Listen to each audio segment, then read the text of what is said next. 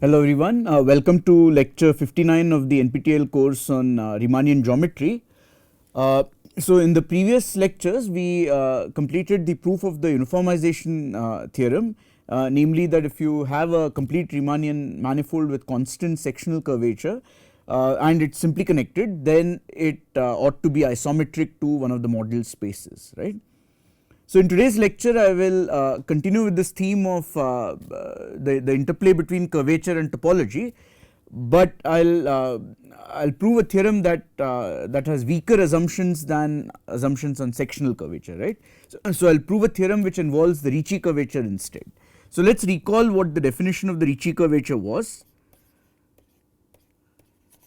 So recall, the Ricci curvature was basically a symmetric two tensor. So at every point it takes in two tangent vectors and spits out a real number. So it takes in u comma v, and this is simply equal to the trace of the following endomorphism: w goes to r of w u acting on v, okay, where r as usual is the is the curvature endomorphism, okay. So in local coordinates,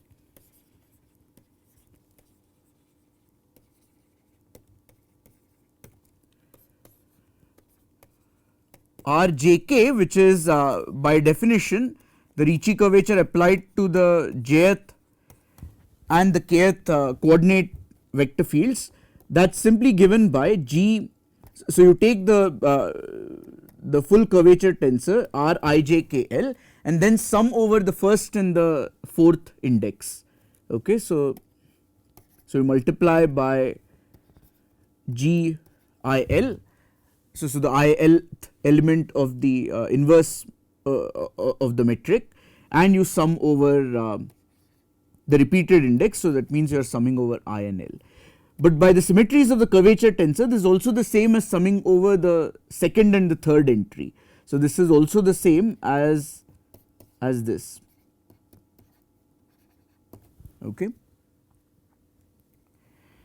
Alright, another sort of formula for the Ricci curvature is that suppose EI is an orthonormal basis, orthonormal frame for the tangent space,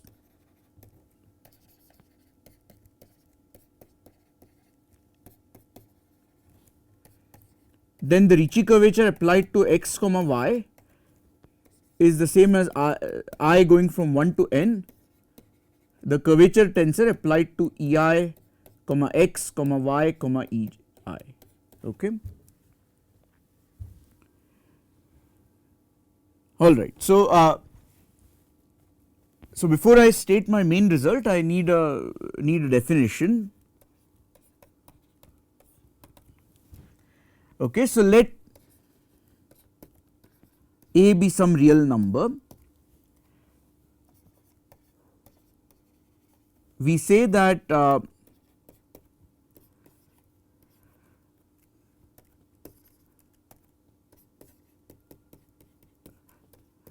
that Ricci is bounded below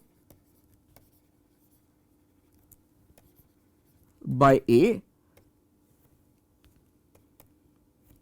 and write it as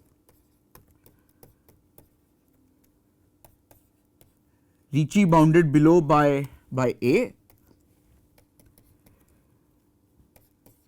if the Ricci curvature is bigger than or equal to A times G as an inequality on symmetric bilinear forms.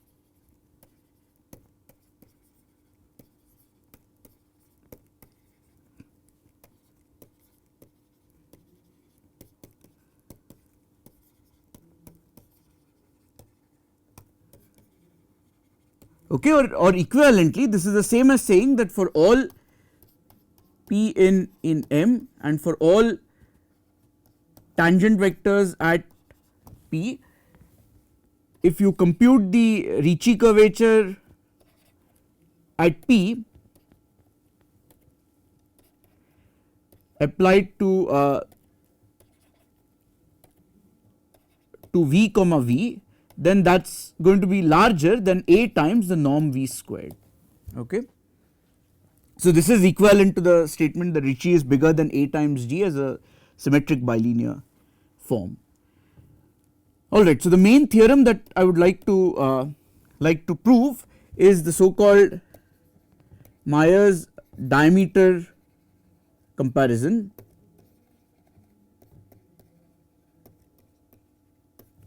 Okay.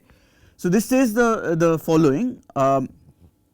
Actually, yeah, sorry, before I state this, let me also make another definition, which is an elementary metric space definition. So given a Riemannian manifold,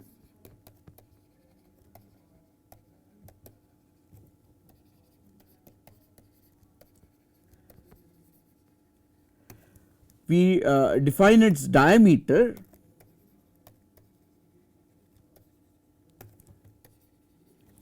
by, so it's usually denoted by diam m comma g. This is simply the supremum of the distance between x and y, where x and y are arbitrary points in M. Okay. So of course the diameter could be infinity. Of course this could be infinity.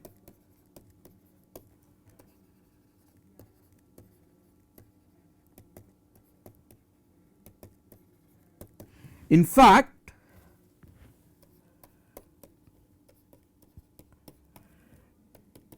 if Mg is complete,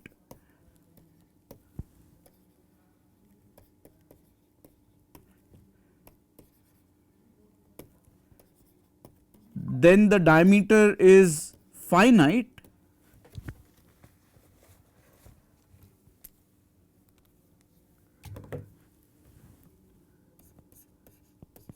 if and only if M is compact.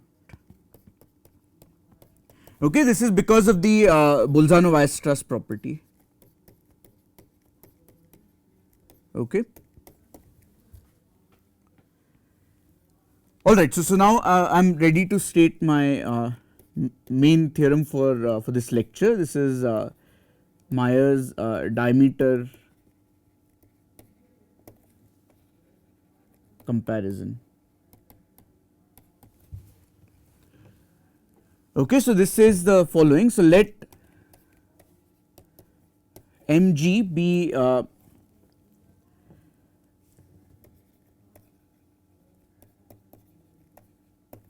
complete Riemannian manifold with the crucial hypothesis is that the Ricci curvature is bigger than n minus 1 times kappa for some kappa strictly positive. Okay. So that means there is a strict lower bound for the Ricci curvature. This factor of n minus 1 is because of this is a convenient normalization. So I'll maybe say a few words about that in a minute or in a few minutes. So the conclusion of the theorem is that the diameter has an upper bound.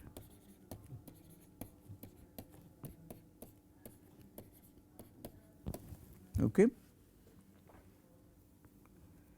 So in particular, by the remark I have made, M is compact. Okay. So by this geometric hypothesis that the Ricci curvature is strictly positive in the sense that it has a positive lower bound, you get a topological consequence, namely that M is compact. In fact, one can actually do something better. So as a corollary of this, so let Mg be as above or as in the previous slide. So that means it is a complete manifold with Ricci curvature bounded below by n minus 1 times kappa.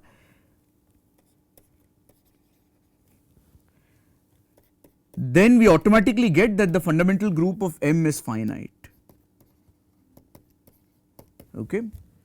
So you get this very very beautiful topological consequence by just assuming something on the geometry of the Riemannian manifold. Okay, so let's quickly give a proof of this. So the idea is to go to its universal cover. So let M tilde M mu be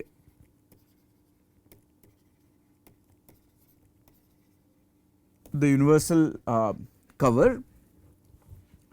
So the picture is that you have your M, and then you have this picture of a stack of pancakes or dosas. So maybe I'll use a different color to denote the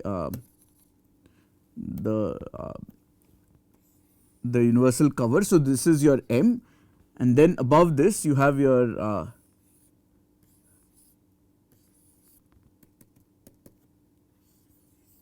and so on, right. So and the picture is that if you take a point P, then the set mu inverse of P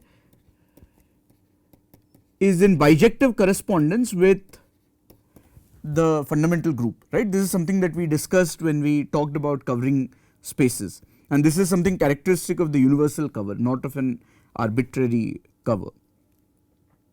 Okay, so now what we do is the following. So let G tilde be defined to be the pullback of the metric G. Okay. So because mu is a covering map, it's in particular local diffeomorphism. So G tilde is a Riemannian metric.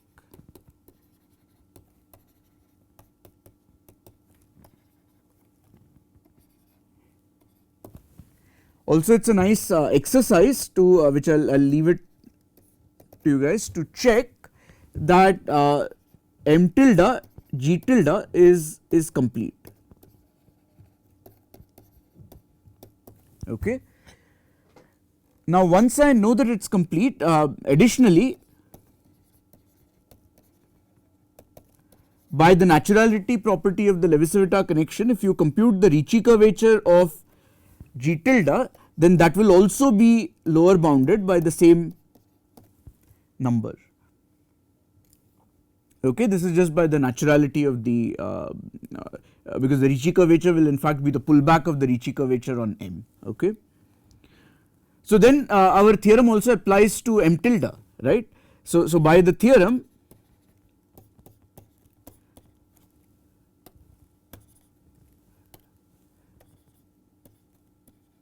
M tilde is actually compact. Okay. But now let's look at this set mu inverse P. So suppose for the sake of contradiction the fundamental group is infinite. Okay. Then if you take the inverse image of some point P, then this is in fact an infinite set in M tilde, but this is also discrete.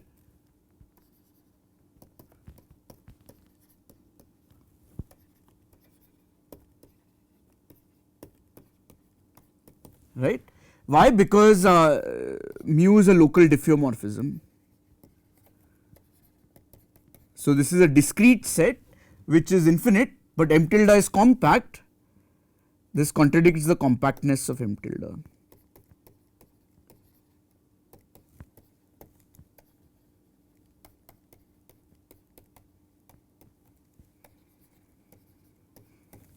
Okay.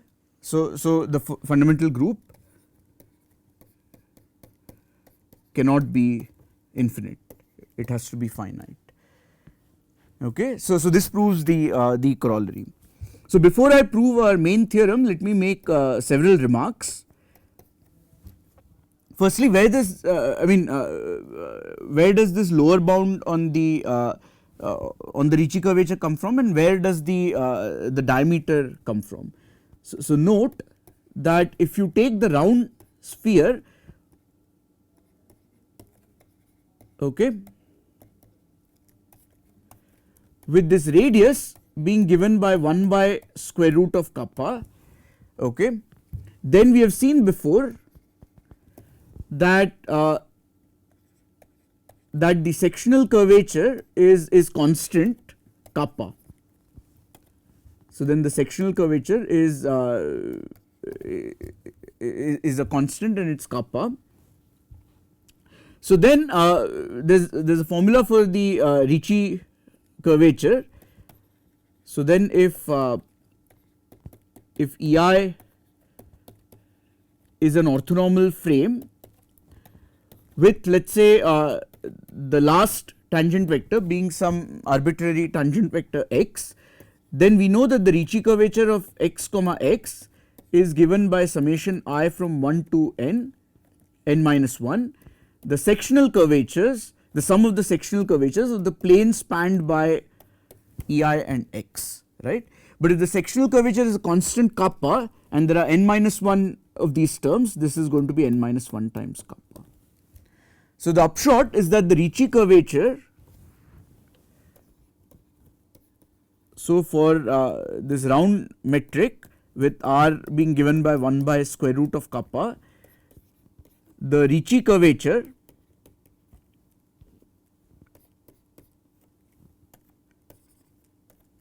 is actually a constant n minus 1 kappa, which basically just means that for all tangent vectors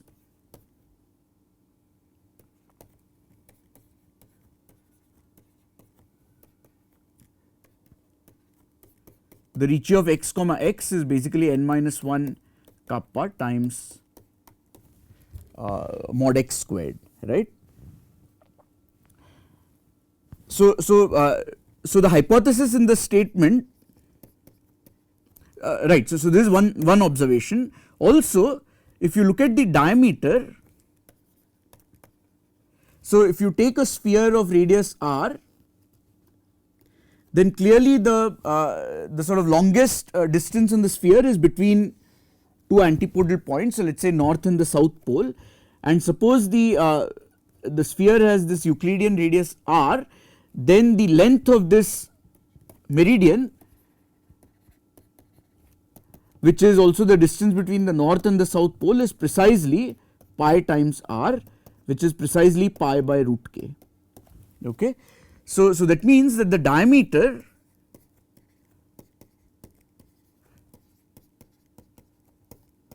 of this is simply pi r, which is pi by root k. So the reformulation of the theorem, and this is why it is called diameter comparison theorem,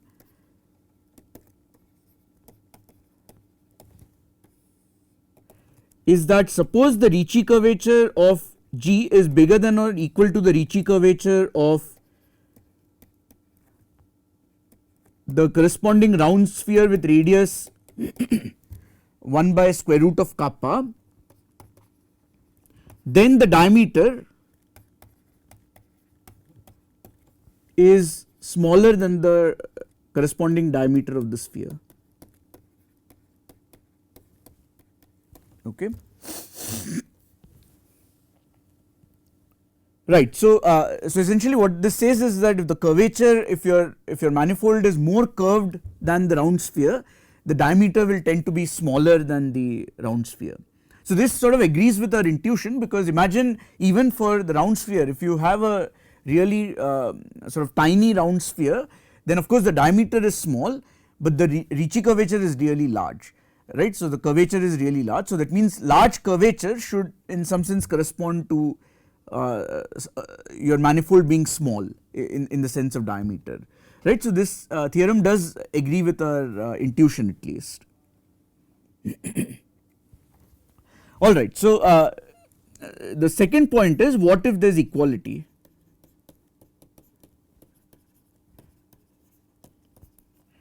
Then this is a famous theorem due to Cheng.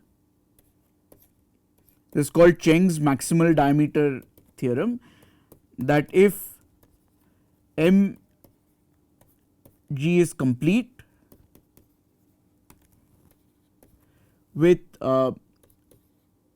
the Ricci curvature bounded below by n minus 1 kappa.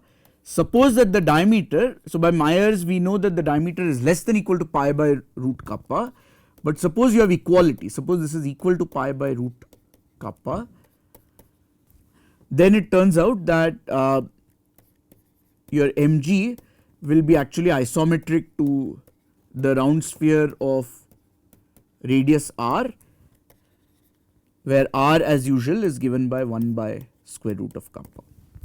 Okay.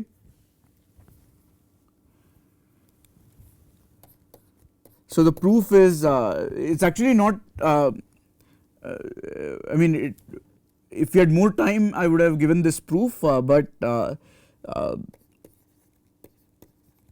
unfortunately this is beyond the scope of this course, not because it's particularly difficult, but due to time constraints. Okay, since we are almost at the end of this course. Alright, the third remark is that you actually need strict positivity. So just the Ricci curvature being positive is not enough.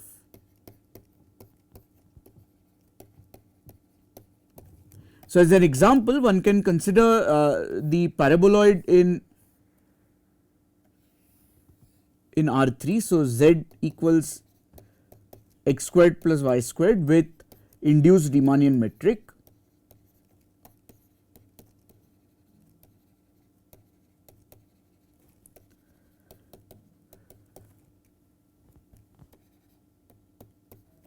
So here the dimension of M is 2.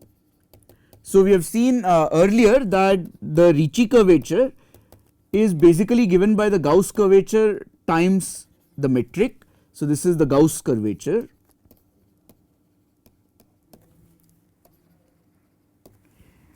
And for this example, it's a good exercise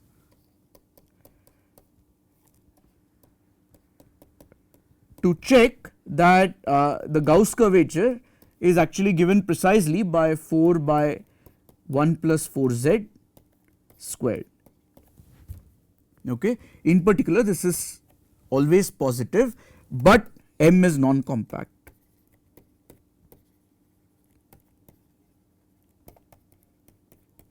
Okay, so what really goes wrong is that there is no uniform positive lower bound. Okay, so so if you look at the so what goes wrong?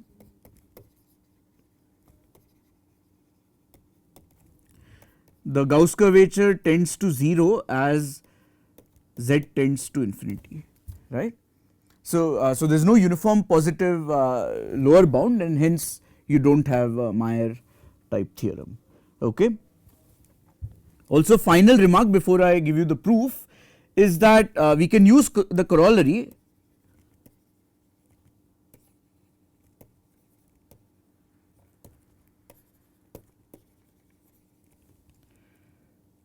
to rule out existence of metrics with positive Ricci curvature on some compact examples.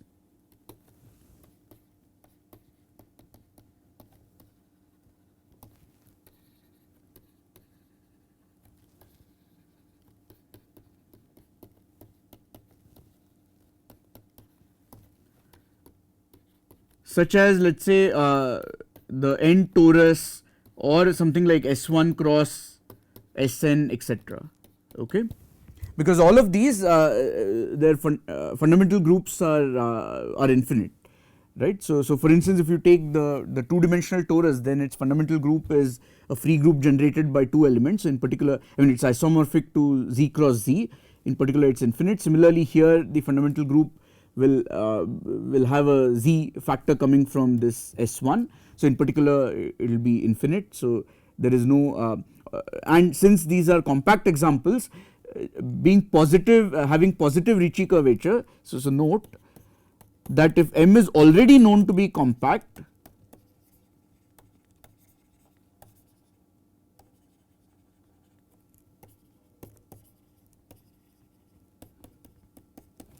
then Ricci positive is equivalent to the Ricci curvature being bigger than or equal to n minus 1 times kappa for some kappa positive, right. So in particular then by the fact that the fundamental groups of these examples are infinite, they cannot admit a metric with positive Ricci curvature. Alright, so this is some of the ways in which this theorem is useful. Okay, so now let's quickly prove the theorem. Okay, so by rescaling,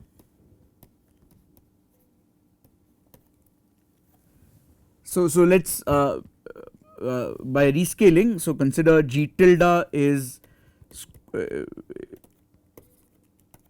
kappa times G, then the diameter of m G tilde will just be square root of kappa. There is a square root because lengths involve the speed, which involves the square root of the norm squared, right, and the norm squared involves the metric. So that is why there is a square root of kappa. One can easily check that the diameter of m G tilde is the diameter of m G multiplied by square root of kappa. So the diameter of mg less than pi by root kappa is equivalent to the statement that that the diameter of mg tilde is less than equal to pi. Okay. So similarly, what happens to the Ricci curvature?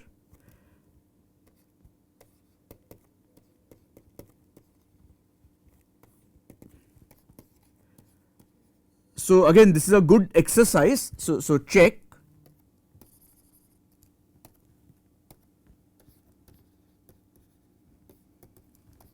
That the Ricci curvature of G tilde is actually the same as the Ricci curvature of G as symmetric bilinear forms. Okay, so that means if the Ricci curvature of G is bigger than n minus 1 times kappa G as bilinear forms, this is equivalent to the statement that Ricci G tilde is bigger than or equal to n minus 1. I replace kappa times G by G tilde. Okay. So that means that the Ricci curvature of G being bigger than n minus 1 kappa is equivalent to the statement that the Ricci curvature of the rescaled metric is bigger than or equal to n minus 1. So the upshot of all this is that without loss of generality,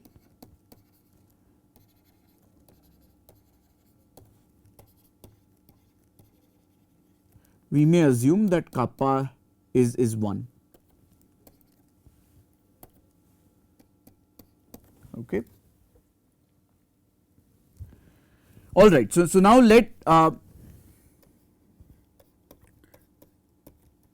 PQ be points in M and let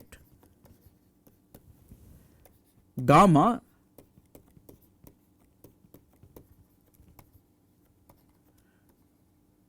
be a unit speed minimal geodesic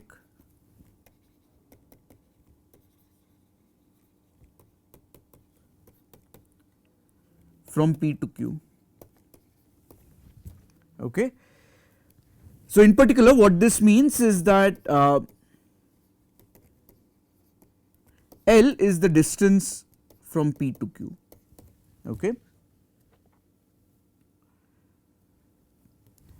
So this exists because of completeness. This exists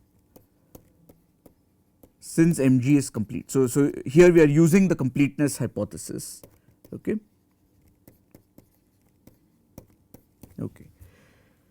So now let EI be a parallel orthonormal frame along gamma such that let us say En of, so let us say E1 of T is gamma dot of T. Okay, so how do you construct this parallel orthonormal frame? Well, you have this P and Q.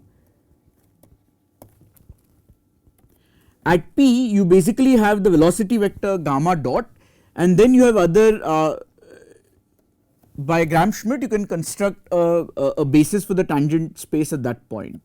So, so let E1 little e1 up to En be an orthonormal basis for TPM, which is of course T gamma 0 m, such that let us say E1 is equal to the velocity vector at that point.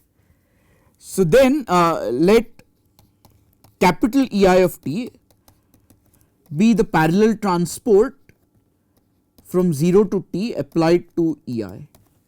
Okay. Then clearly, because geodesics by definition are parallel along themselves, E1 of t will continue to be just the velocity vector. Okay. And because parallel transport is an in fact is an isometry, each of these, so if you fix a time t, this is an orthonormal basis for the tangent space at gamma of t. Okay. So that's how you can construct this parallel orthonormal frame along gamma. Okay. So now let xi of t be given by sine of pi t by L times EI. Okay. So what motivates us to pick these vector fields? So remark,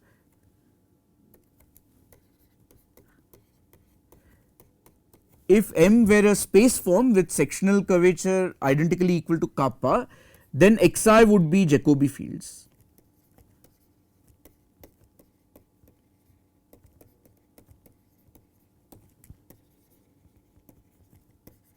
Okay. So that motivates the choice of these vector fields. Why is that? This goes back to a theorem that we proved maybe a few lectures back, characterizing all possible Jacobi fields along geodesics in space forms which vanish at the original point, right. Anyway, but in our case these need not be Jacobi fields, but note that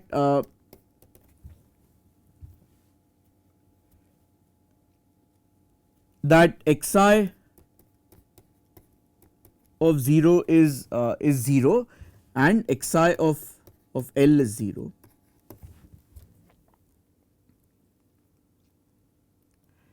Okay, so there basically this implies that xi is in the tangent space to the path space from P to Q at gamma. Okay. So then because gamma is minimal, this implies that if you compute the index form of each one of those, that is going to be non-negative, right, because I mean this is essentially the second derivative test for the length or the energy functionals, right. So because gamma is a minima, the second derivative ought to be non-negative. So that if you remember after we proved the second variation formula, this was one of our main sort of consequences of that. So let us try to calculate the index. Okay, so the goal is estimate the index.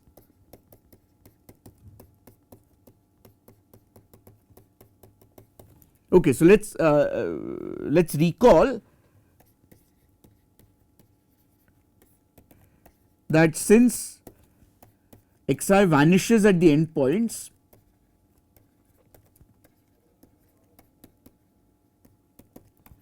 and is smooth, if you go back to our index formula, the index of this is just going to be minus the integral from 0 to L of xi double prime plus the curvature term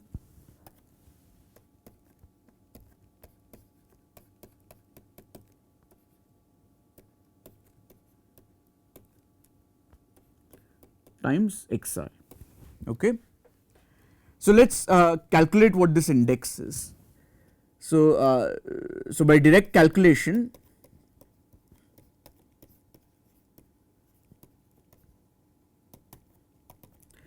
if you compute the derivative of xi, so note that xi has two parts. It has this sine term and it has this ei term.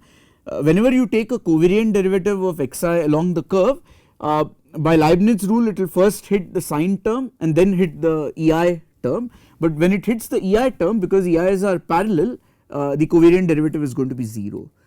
So, you can directly compute that xi prime is going to be pi by L times cos of pi t by L ei. Similarly, xi double prime is going to be minus pi squared by L squared sine pi t by L times ei. So, now you plug that into the index formula. So, the index we know is non-negative, but the index is going to be the integral from 0 to L pi squared by L squared times so let me maybe write it down again. So you are going to have two terms. So you are first going to have minus xi double prime inner product with xi and then minus Rm of xi gamma dot xi. So if you compute, this is the same as the integral from 0 to L of pi squared by L squared sine squared pi t by L, okay, and minus sine squared pi t by L times Rm of ei gamma dot ei. Okay. The integral of this whole thing. So now let us sum over I from 1 to n, right. So note that Rm of E1 gamma dot E1 is the same as Rm of gamma dot, which is 0 by the symmetries of the curvature tensor. So when you sum, the only non-zero terms are going to be from the sum from I equals 2 to n. So we get that 0 is less than equal to the sum going from I from 2 to 1 to n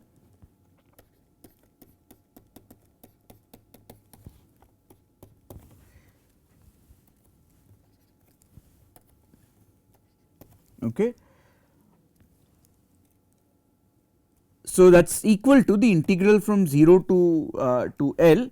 You can pull out the sine squared pi t by L common, then you get pi squared by L squared minus the summation I going from 2 to n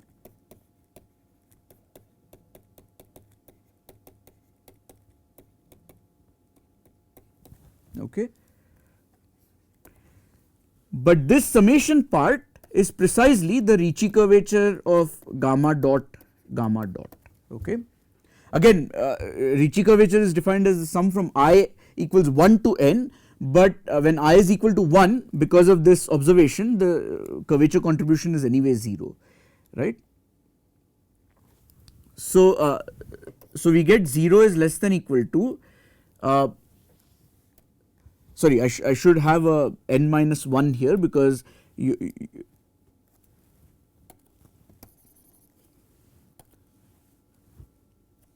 so this is n minus 1 times pi squared by L squared. Why? Because you are summing over this term n minus 1 times, right. So the upshot is 0 is less than equal to the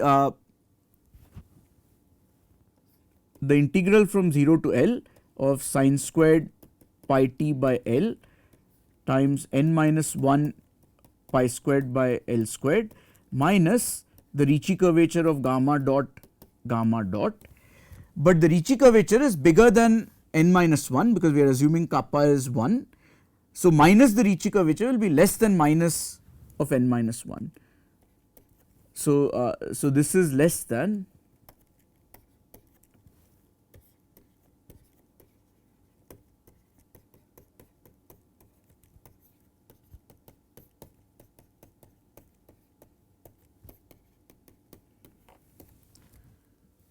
okay, or if you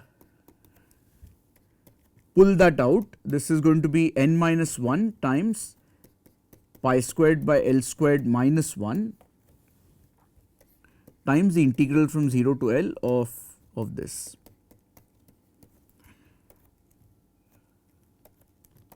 Okay, so now by elementary calculus you can actually calculate what this integral is, and if I have done my calculations correctly, this integral is actually just equal to L by 2. Okay, so the upshot is that n minus 1 times L by 2 times this is non-negative, which forces pi squared by L squared minus 1 to be non-negative, which forces L to be less than equal to pi. Okay, but remember L was just the distance between P and Q, and P and Q were arbitrary points. So that just means that the diameter of M is less than equal to pi, and this completes the proof of Meyer's theorem.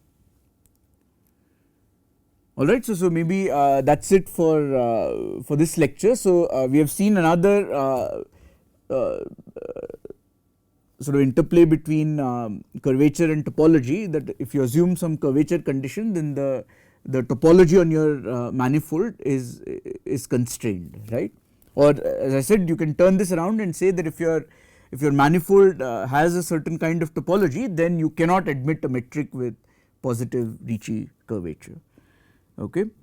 Alright, so that's essentially, that takes us to the end of this course. I still have one more lecture, so I thought I'll maybe end with a very beautiful and fun theorem due to Schur on metrics with constant sectional and Ricci curvatures. Okay, so that's the content for that's the topic for the next and the final lecture. Alright, thanks for your attention, and I'll see you next time.